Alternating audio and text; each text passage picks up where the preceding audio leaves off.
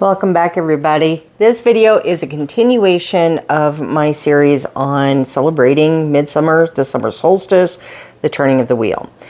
And what we are looking at here is kind of a twofold celebration, a time for potent magics. Litha or Litha, depending on how you like to pronounce it, falls on June 20th, and that is the longest day of the year. And it marks the beginning of moving into shorter and shorter days after that. Now, midsummer and Midsummer's Eve is celebrated on June 23rd, and it is a night of potent magics. The fairies are very strong, the veil is very thin, and if you work with the fae, as I do, it is a time to work with them. It's celebratory, and of course next day is Midsummer's Day, the 24th, and that is celebration. Now these two celebrations are a wonderful time to focus on creation, fertility, success, career goals, all of the abundance that you want to draw into your life. So today I'm going to try my hand with some things that I have on hand.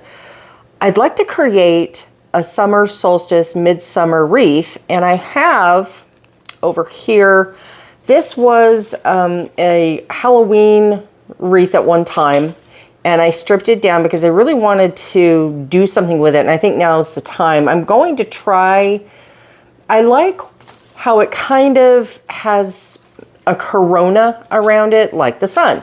So I'm going to see what I can do with that. I've got garden twine, which of course nature, and I've got some earth colors and of course a vibrant red. I've got flowers over there that I'm going to see if I can work into this, and then we're going to put together an altar for this lovely celebration that's coming up. So I hope you'll stick around. I've got my handy dandy glue gun. I hope you get yourself a cup of tea or coffee or whatever beverage of your choice, and let's have some fun. Okay, so I started with the ribbons first, and it turns out I don't have enough of this. So I think I'll use this as an accent ribbon and use this as the primary ribbon.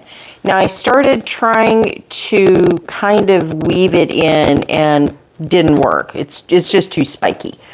And I didn't want to wrap it like I was going to compress it because, again, as I mentioned, I like the corona effect that this wreath has.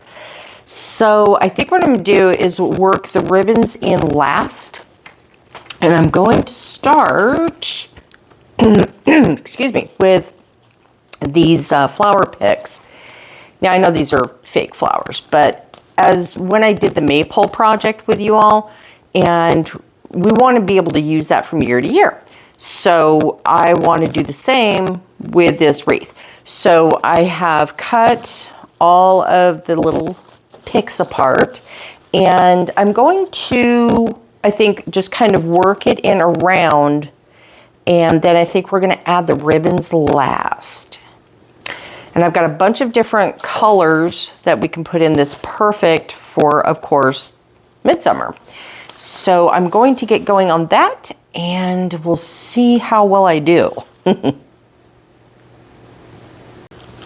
Okay, I've started, and I'm just kind of curving these in, and I'm discovering that because this thing is so tightly woven at the center point, I'm able to just slide a lot of these in, which is really, really cool. Now,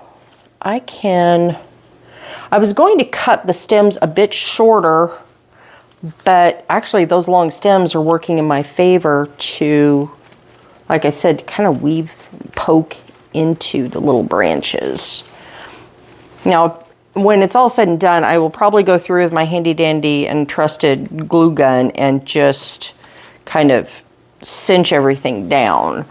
I also have little bits of lavender that I think will be really pretty. You can kind of poke those in. And remember, when you're doing something like this, just, go with your creativity. It doesn't have to be perfect. It's not meant to be perfect. It's meant to be something that you enjoy and you love. Let's see. Now, how do I want to do, how about some orange? This is a big one too. Let me see. I wonder. Okay, I may have to break. I think I'm going to break this one down a bit. Actually, I have hiding over here something that I think will fit fine. How do I want it to look? Kind of want it to, yep, kind of sit like that. So let me see if I can just kind of maybe poke it in and tuck it behind this guy.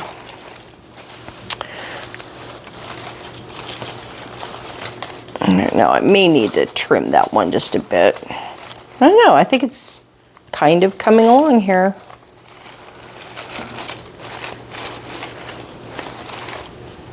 Not too shabby. Okay, I'm going to keep working on this and I'll be right back with you. I don't know. I think this is one of the easiest wreaths I have ever done. And everything is just tucked in. I didn't even have to break out the glue gun. I just took some leftover flower picks that I got from the store and a wreath that I had stripped bare from last Halloween where everything was falling off. And I have a midsummer's wreath for the altar. So it's really that simple. I think I'm going to actually skip ribbons altogether. I just really feel like it's just beautiful as is. So guys, I guess our next step is let's get that altar going. All right, I'll see you in a minute.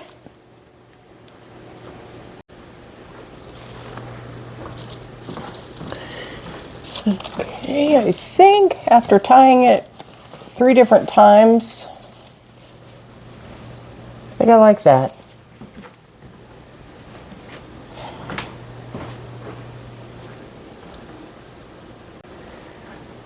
Okay, let's try and move this back now without destroying the house.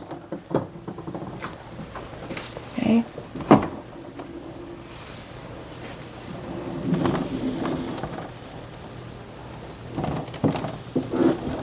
Okay.